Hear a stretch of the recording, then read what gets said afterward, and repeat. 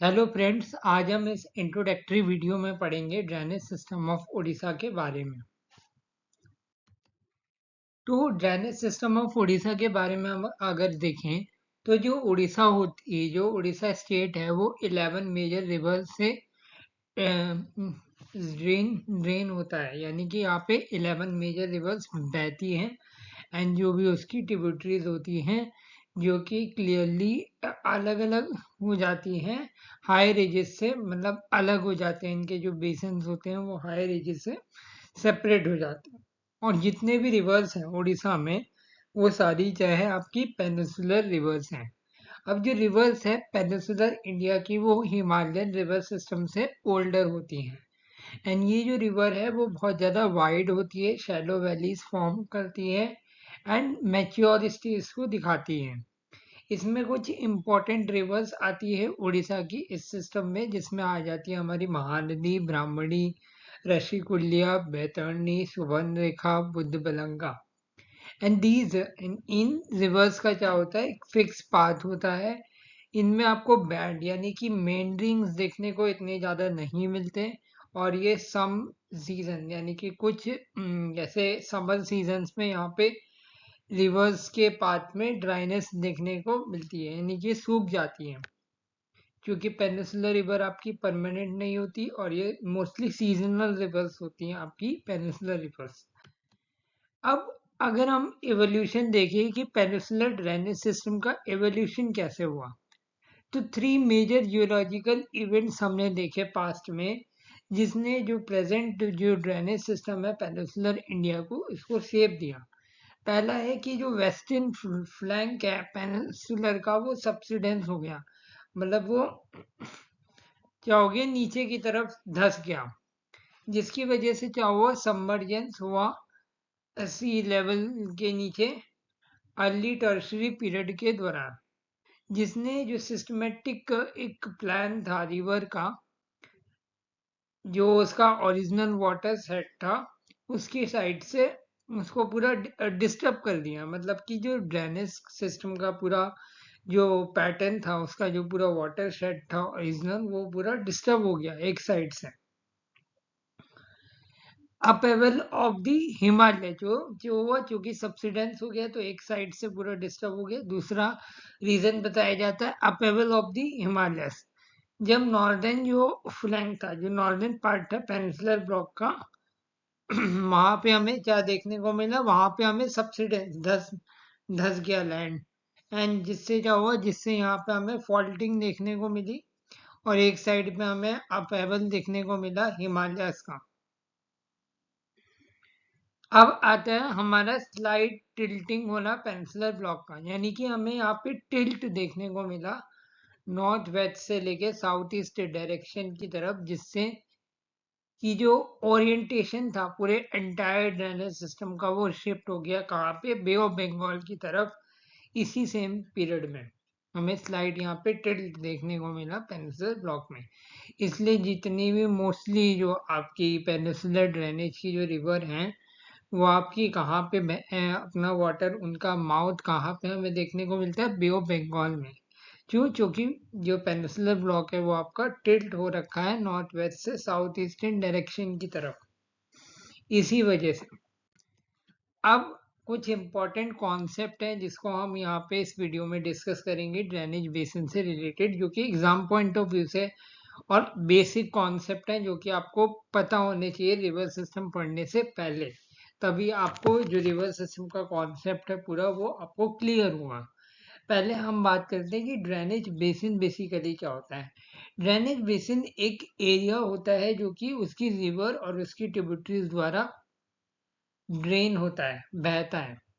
अब river system क्या होता है, रिवर सिस्टम एक रिवर और उसकी जो ट्रिब्यूटरीज है उसको मिला के हम पूरा रिवर सिस्टम कहते हैं।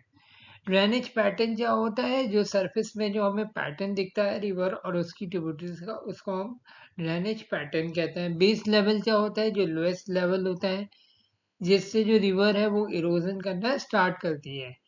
इम्परमेबल क्या होती है, जो हार्ड रॉक्स होती हैं जिससे कि जो वाटर होता है वो पास नहीं हो पाता, पेनिट्रेट नहीं हो पाता। फॉर एग्जाम्पल एक्वीक्लूड ये हम ग्राउंड वाटर हाइड्रोलॉजी में हम इस चीज को डिस्कस करेंगे कि एक्वीफर, एक्विलिक्यूड्स क्या होते हैं। ये डिफरेंट डिफरेंट रॉक्स की इनपरमेबल लेयर्स होती है जिसमें जो वाटर होता है वो स्टोर होता है या वाटर जो है वो पास नहीं हो पाता।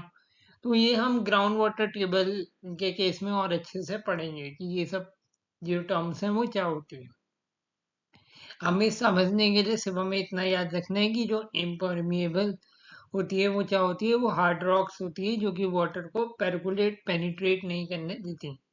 अब आता है परमिएबल। परमिएबल आपकी सॉफ्ट और पोरस रॉक्स होती है जो कि वाटर को अलाउ करती है कि उसमें जो वाटर है वो पास हो जाए, जैसे एक्वीफर। ये भी ग्राउंड वाटर हाइड्रोलॉजी में हम पढ़ेंगे।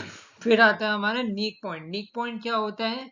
नीक पॉइंट का मतलब होता है कि जब रिवर चल रही है तो रिवर के पाथ में ब्रेक आ जाना, फॉल्टिंग हो गया, या अचानक से लैंड का इमरजेंस हो गया, टेक्टोनिक एक्टिविटी हो गई, तो एक नीक पॉइंट आता है जहाँ पे ग्रेडियंट का हमें चेंज देखने को मिलता है रिवर प्रोफाइल में। जब रिवर चल रही है उसके पाथ में चेंज हो गया, कोई ब्रेक हो गया या वाटरफॉल फॉर्म हो गया, तो नीक पॉइंट उसको कहते हैं। अब आता है आपका ट्रिब्यूटरी।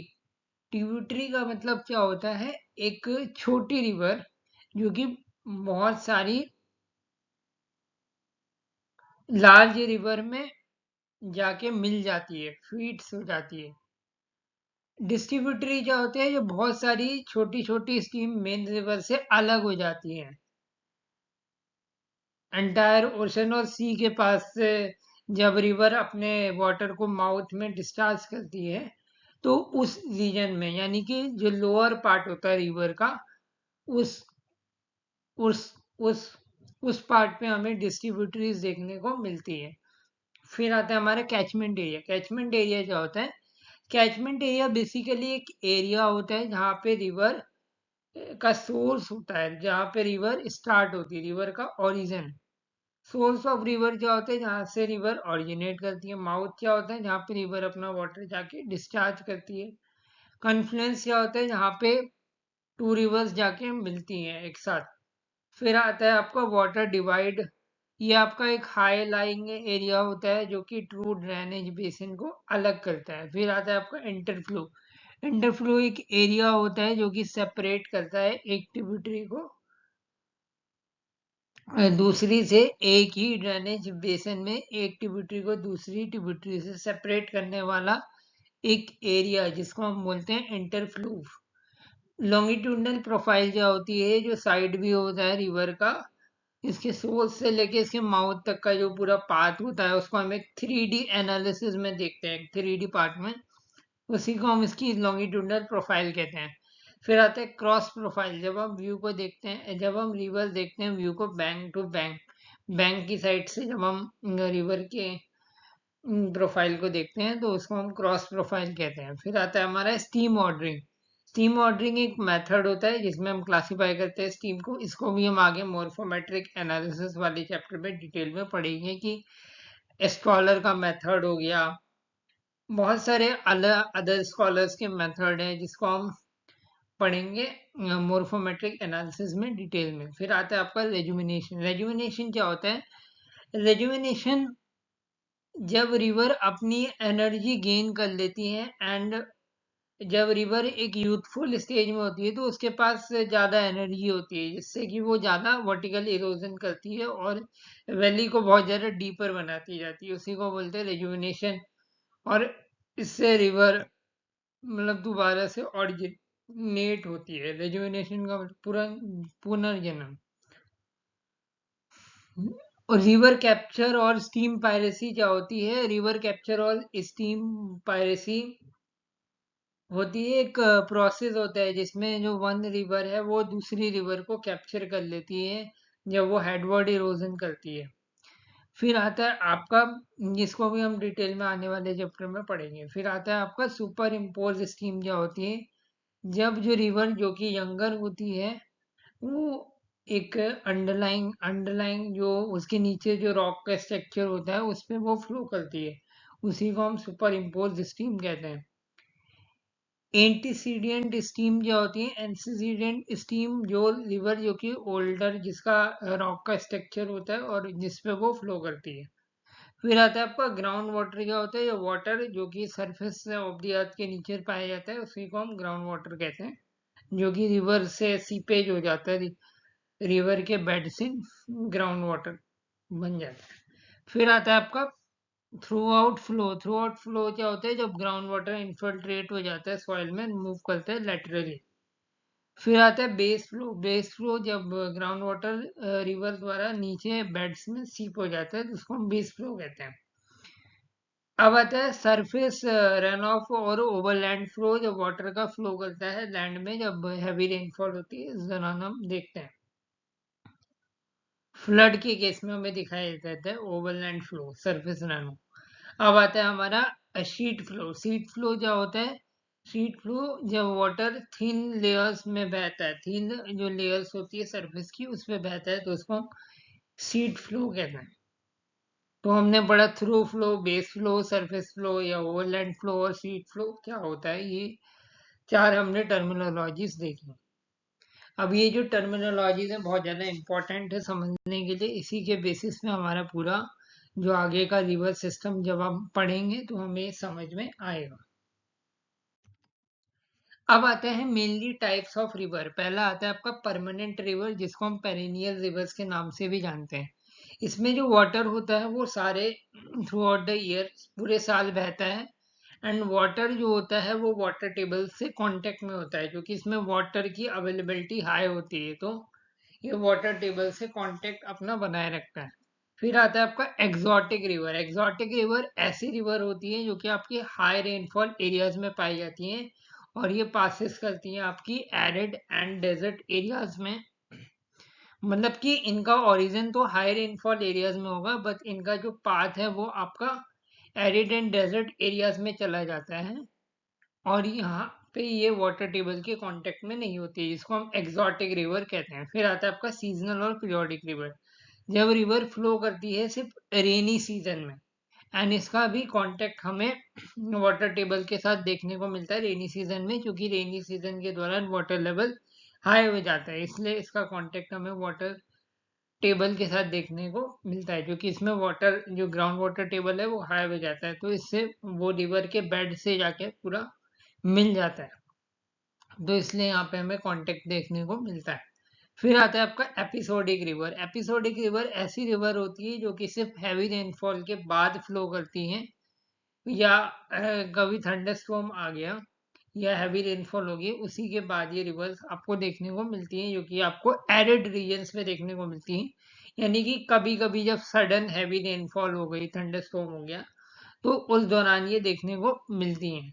और इनका भी इतना ज़्यादा वाटर टेबल नहीं होता, वाटर नहीं होता है इन रिवर्स में, क्योंकि ये आपके एरिड रीजन्स में पाई जाती है इस वजह से, और वाटर टेबल भी एरिड रीजन्स में हमें लो देखने को मिलता है, तो इसलिए ये यहाँ पे वाटर टेबल के कांटेक्ट में नहीं आ पाती, तो इसी को हम एपिसोडिक रिवर्स कहते हैं। ये सारे डायग्राम हैं जो जिससे कि आप इसको इजीली समझ सकते हैं। अब आता है हमारा डेल्टा और एस्टुरी के बीच में क्या डिफरेंस होता है, जो कि इम्पोर्टेंट है समझना। पहला है कि जो डेल्टा होता है वो बेसिकली ट्रायंगुलर डिपोजिशन होता है जो कि रिवर द्वारा किया जाता है। उसके माउथ में जब जो रिवर होती है वो ड्रेन होती है, अपने माउथ में जाके अपना वाटर डिस्चार्ज करती है, तो वो डेल्टा बनाती है। वही जो एस्टुरी होती है उसका शार्प एज होता है, माउथ में बहुत बड़ा होता है, बट एक पाइप लाइक, मतलब एक पाइप है और फिर वो एकदम से फैल जाता है माउथ के पास एकदम से फैल जाता है, तो माउथ के पास हमें इसका शार्प एज देखने को मिलता है रिवर का, जो कि डेवोट करता है डिपोजिशन को, जिसको हम एस्टुरी कहते हैं। डेल्टास फॉर्म होता है रीजन्स में जहाँ पे आपका लो टाइड होता है और कोस्टल प्लेन्स होते हैं, वाइल जो एस्टुरीज होते हैं वो फॉर्म होते हैं जहाँ पे आपके हाई टाइड्स देखने को मिलते हैं, रिफ्ट वैलीज देखने को मिलती हैं। एस्टुरीज मोस्टली आपको वेस्टर्न घाट्स वाले साइड्स में देखने को मिलती है और डेल्टा आपको ज्यादातर ईस्टर्न घाट्स वाले साइड में देखने को मिलता है। क्योंकि ईस्टर्न घाट्स वाले साइड में आपके कोस्टल और लो प्लेन, और जो वेस्टर्न साइड वाला रीजन है वहाँ पे आपको ज़्यादातर रिफ्ट वैलीज देखने को मिलती हैं इस रीजन की वजह से, इंडिया इंडिया की केस में। अब डेल्टा में देखें तो डेल्टाज जो होते हैं वो आपके फर्टाइल लैंड्स बनाते हैं, लेकिन एस्चुरीज में फर्टाइल लैंड्स फॉर्म नहीं हो पाती। डेल्टा के केस में अगर हम एग्जांपल देखें तो महानदी रिवर जो कि उड़ीसा में है वो आपका डेल्टा बनाती है, लेकिन एस्टुरी के केस में अगर हम उड़ीसा की रिवर का एग्जांपल लें तो जो सुबर्णरेखा रिवर्स हैं उड़ीसा की वो भी एस्टुरी बनाती हैं, क्योंकि उड़ीसा के कुछ पार्ट्स में हमें रिफ्ट वैलीज भी देखने को मिलती हैं, तो इसलिए जो सुबर्णरेखा वाला जो रिवर है वो वहाँ पे एस्टुरी वो फॉर्म करती है। अब रिवर रिजिम्स क्या होती है और कौन कौन से फैक्टर होते हैं जो कि रिवर रिजिम्स को अफेक्ट करते हैं। रिवर रिजिम्स का मतलब है रिवर के डिस्चार्ज में वेरिएशन हमें देखने को मिलना थ्रू आउट द ईयर। तो यहाँ पे सेवरल फैक्टर्स होते हैं जो कि रिवर के रिजिम्स को इन्फ्लुएंस करते हैं, जिसमें आ जाता है आपका climate, vegetation, geology, soil land use, water abstraction and dam. पहले अगर हम बात करते हैं तो वेजिटेशन जो कि बहुत ज़्यादा इंपॉर्टेंट रोल प्ले करता है रिवर को फ्लो के कंट्रोल करने में। डेंस वेजिटेशन स्लो डाउन कर देती है वाटर के मूवमेंट को और इंटरसेप्ट करती है, मतलब रुकावट पैदा करती है, रेनफॉल अलाउ करती है, मोर वाटर का सोख लेना ग्राउंड में, मतलब ये जाके वेजिटेशन में फंस जाता है, उसके बाद वाटर जो होता है वो सोख लेता है ग्राउंड। तो ट्रीज जहाँ पे आपके ब्रॉड लीव्स होते हैं स्पेशली वो इफेक्टिव होते हैं इस प्रोसेस में, और डिसीजेज ट्रीज जो कि अपने लीव्स को सेट कर देते हैं विंटर में, वो रिड्यूस कर देते हैं एबिलिटी कि वो रेनफॉल को नहीं रोक पाते हैं, क्योंकि उनकी जो लीव्स होती है वो इतनी ज़्यादा बड़ी बड़ी नहीं होती, और वो मतलब अपनी लीव्स को भी शेड कर देते हैं तो वो नहीं रोक पाते हैं। तो जो वेटलैंड्स होते हैं वो भी एक्ट करते हैं as a natural barrier water storage system में, जो कि रिलीज करता है वाटर को रिवर में। फिर आता है आपका जियोलॉजी एंड सॉइल, ये भी इन्फ्लुएंस करता है वाटर की मूवमेंट को थ्रू आउट द लैंडस्केप। जो परमिएबल रॉक्स होती हैं वो अलाउ करती है वाटर को सीप सीप कर लेना, वाटर इसमें इजिली घुस जाता है, स्टोर हो जाता है ग्राउंड वाटर के रूप में, एंड स्लोली ये छोटी छोटी जो रिवर्स हैं यहाँ पे आके मिल जाती हैं, बड़ी रिवर्स हैं, और जो ग्राउंड वाटर है वो भी रिवर के बेड से मिल जाता है जाके। तो इन दी कॉन्ट्रास्ट जो इनपरमेबल रॉक्स होती है वो प्रिवेंट करती है इन्फिल्ट्रेशन, यानी कि वाटर इसमें इजिली पास नहीं हो सकता, जिससे कि सरफेस रन ऑफ हमें देखने को मिलेगा अगर इनपरमेबल रॉक्स होंगी तो, जो कि वाटर अंदर जा ही नहीं पाएगा। सिमिलरली ये कॉम्पैक्ट सॉइल से बनी होती है जो कि लेस वाटर को होल्ड करती है एंड इंक्रीज करती है रन ऑफ को, जो कि रिवर के फ्लो को अफेक्ट करती है। फिर आता है आपका लैंड यूज भी इम्पैक्ट करता है रिवर रिजिम को। जो फॉरेस्टेड एरियाज होते हैं वो हेल्प करते हैं रन ऑफ को स्लो डाउन करने में एंड इनकरेज करने में वाटर को इनफिल्ट्रेट, वाटर का घुस जाना, सीप हो जाना ग्राउंड में। बट हाउएवर एरिया जहाँ पे लिटिल और कम वेजिटेशन देखने को मिलती है वहाँ पे हमें रन ऑफ ज़्यादा देखने को मिलता है, सरफेस रन ऑफ, जिसकी वजह से क्या होता है हमें फ्लडिंग्स देखने को मिलती हैं। तो अर्बन एरिया जहाँ पे कंक्रीट्स की रोड्स होती है, बिल्डिंग्स बनी होती है, वो प्रिवेंट करती है वाटर को सोखने में, एंड जिसकी वजह से हमें रन ऑफ देखने को मिलता है। तो अर्बन ड्रेनेज सिस्टम को डिज़ाइन किया जाता है इस तरीके से ताकि हम एक्सेसिव वाटर को रिमूव कर पाए एफिशिएंटली। अब आता है वाटर एब्स्ट्रैक्शन एंड डैम्स। जो रिवर का जो फ्लो पैटर्न है वो भी ऑल्टर होता है डैम्स द्वारा।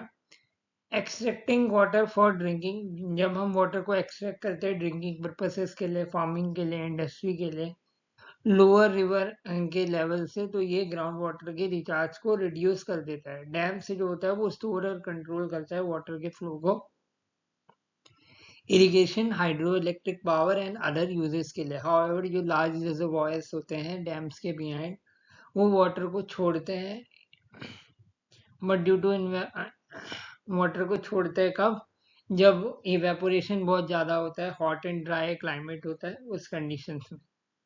अब आता है size of the drainage basin. Size of the drainage basin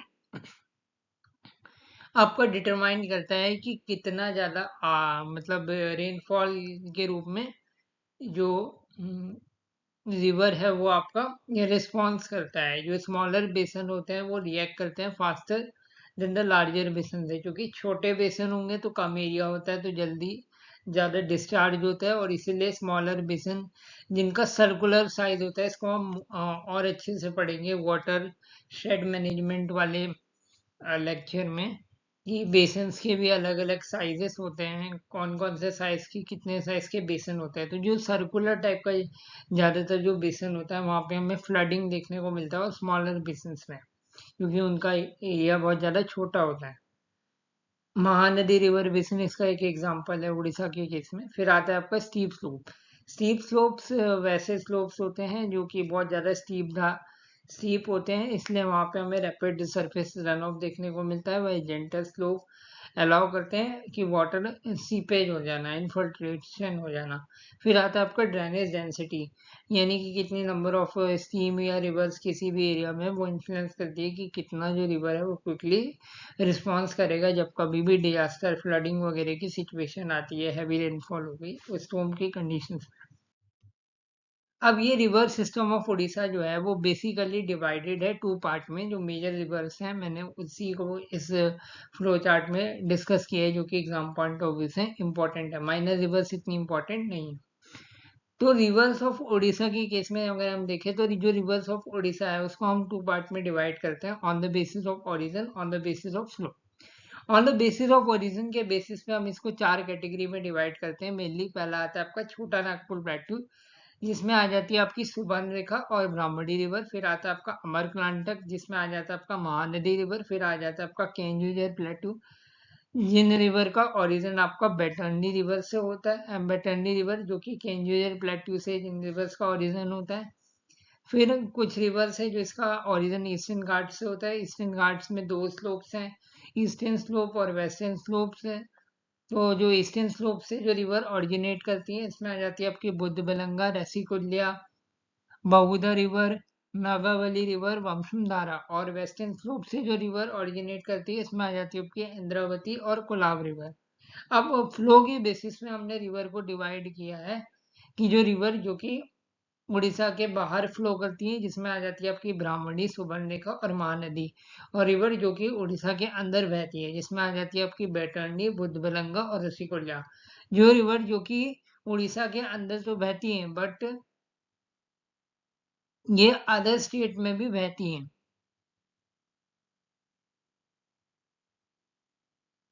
river जो कि ओरिजिनेट तो करती हैं उड़ीसा के अंदर, बट ये अदर स्टेट में भी बहती है, जिसमें आ जाता है आपका बहुधा, वंशधारा, नागावली।